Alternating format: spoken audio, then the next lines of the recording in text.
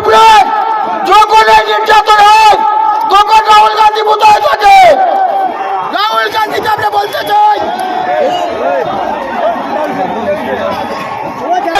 কারণ আমরা হিন্দু ভাইয়ের উপরে যখন কোনো নির্যাতন হয় তখন রাহুল গান্ধী চুপ থাকে, অনেক পুরো চুপ থাকে, কোন হিন্দু ভাইকে মদত করে না। আর আমরা হিন্দু ভাইরা কংগ্রেস করছি, আমরা কংগ্রেস না করে আমরা বিজেপি করব। কারণ কেন? আমি ভারত সরকারের কাছে আর্জি দিতে চাই, আমাদের অতি সত্য যেন এটা হিন্দু রাষ্ট্র ডিক্লেয়ার করা হয়।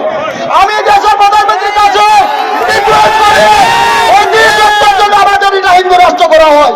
কারণ আমরা তো 1947-এ প্রথমে তারা বলছিল যে আমাদের সঙ্গে সঙ্গী হয়ে দেশ স্বাধীনের যুদ্ধ করেছে, সেই হিসাবে আমরা পিছাত্য ভাই হিসাবে তাদেরকে আমরা অংশবাদ দিয়েছি।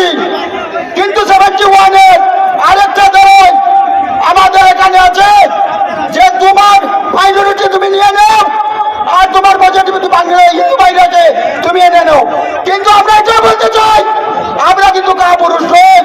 71-এর চুক্তিপত্র মানিয়ে দেখেন যে আমরা কিন্তু এখানে বাংলাদেশ এখানে আছি, বাংলাদেশ তো আমাদের ছিল। 71-এ আমাদের 6 কোটি মানুষ ছিল, আজকে আমরা 2025 সালে আমরা বাংলাদেশে শুধু 2 কোটি মানুষ আছি। হরে কৃষ্ণ। আমরা বাংলাদেশের সরকার বুঝিয়ে দিতে চাই, আমরা যদি জাতীয় মরি তাহলে বাংলাদেশ ধ্বংস করে দেবো।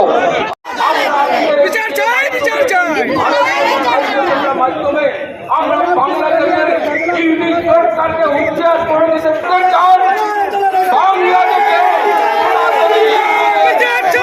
প্রদান করুন, নইলে আপনাদের রক্ষা পাবে না। মৌলবাদীদের গুলি করে নির্বিচারে গুলি করে শেষ করে আমরা দিতে সক্ষম হই। আজকের দিনে এই বৃহত্তর মিছিলে যারা যোগদান করেছেন, অনেক পরিশ্রম করে আসছেন, আমাদের সমাজের স্বার্থে আমরা এইভাবে লড়াই করে যাব। যারা আসছেন সবাইকে ধন্যবাদ। আমার আওয়াজ দিয়ে বলুন, ভারত মাতা কি, ভারত মাতা কি, ভারত মাতা কি, জয় জয় শ্রীরাম, জয় জয় শ্রীরাম। সনাতন ঐক্য জিন্দাবাদ, সনাতন ঐক্য জিন্দাবাদ। নমস্কার। সবাই একটু করে হলো না, দেখা একটু করে করলে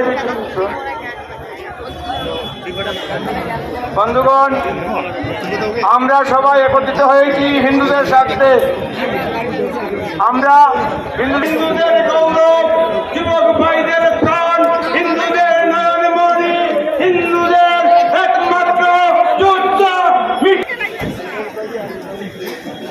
আজকে সমগ্র দুধপাতিল অঞ্চল, আতিচড়া এবং সমগ্র দুধপাতিল ঐক্যমঞ্চের দ্বারা যে মহা মিছিলের আয়োজন করা হয়েছে, এই আয়োজনে এখানে উপস্থিত হয়েছেন সকল নাগরিকবৃন্দের কাছে আমি অনুরোধ করতে চাই, নিজের শরীরে রক্তের আগুন আজকের এই